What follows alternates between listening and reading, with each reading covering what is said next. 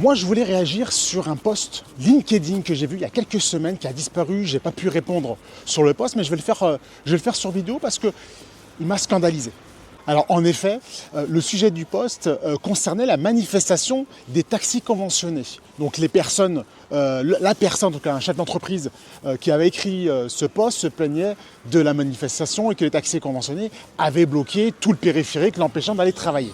Pour ceux qui ne savent pas ce que c'est un taxi conventionné par la Sécurité sociale, c'est simplement un taxi qui est prescrit par votre médecin lorsque vous êtes hospitalisé, lorsque vous avez une maladie grave, une maladie longue qui nécessite énormément de soins et qui vous empêche de pouvoir conduire en sécurité pour vous ou pour les autres.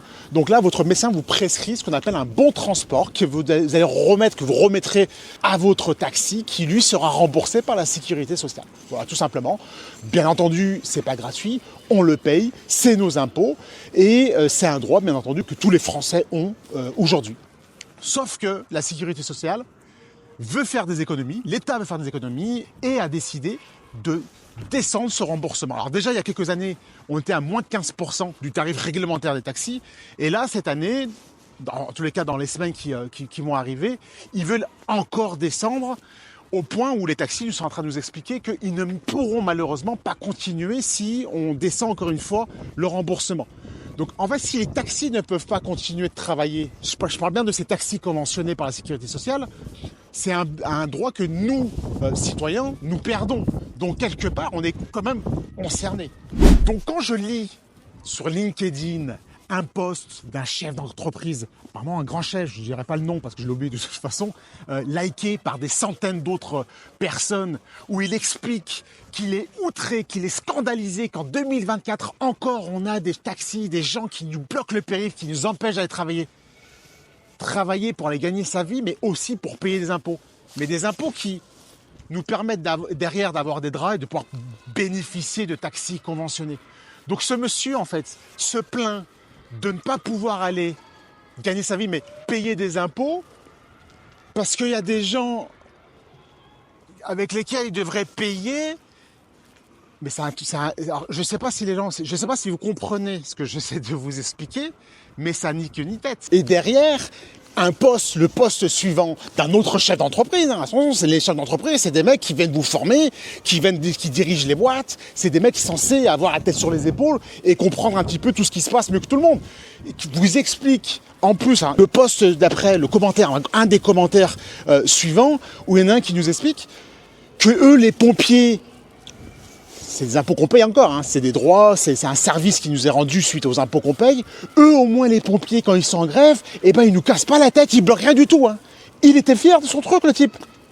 Et attention, le poste n'était pas fini. En bas, il conclut par dire « Ah, mais je comprends maintenant pourquoi je prends Uber. Au moins, Uber, il n'y a pas de problème. Et je vais continuer encore plus qu'avant de prendre Uber. » En termes, pour punir ces taxis qui nous bloquent, je vais me venger en prenant Uber. Uber, entre guillemets, je vous le dis, ça reste entre nous, qui ont annoncé il y a quelques semaines qu'ils augmentaient leur commission de 25 jusqu'à 45% de commission. Uber ne paye pas d'impôts. C'est-à-dire que pour ceux qui ne sont pas très bons en maths, 45%, lorsque vous prenez une course à 20 €, 9 € va dans la poche d'Uber, part dans le Colorado, je ne sais pas ce qu'ils en font avec, mais sort du pays. Donc si vous voulez appauvrir le pays, il n'y a pas mieux qu'Uber. Donc la seule solution que ces gens ont trouvée pour contrer ces taxis conventionnés, nos impôts et les droits qu'on perd, et on paye toujours plus d'impôts, un truc incroyable, ils ont trouvé d'aller utiliser Uber.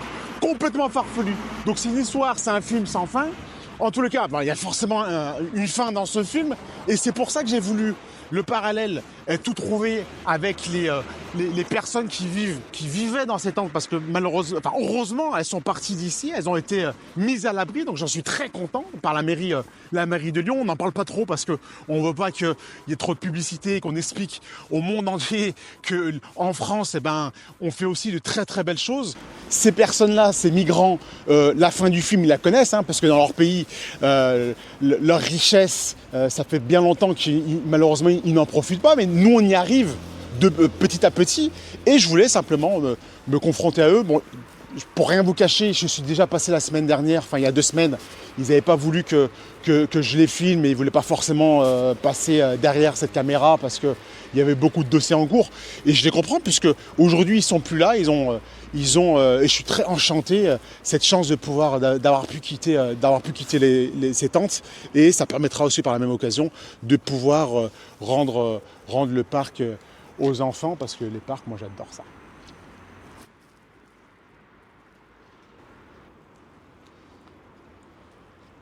En tous les cas, sur ces belles paroles, je vous souhaite une agréable journée et je vous dis à très très vite et à la prochaine vidéo, parce que j'ai une vidéo, la prochaine en tous les cas, risque d'être un peu piquante. Excellente journée et à bientôt.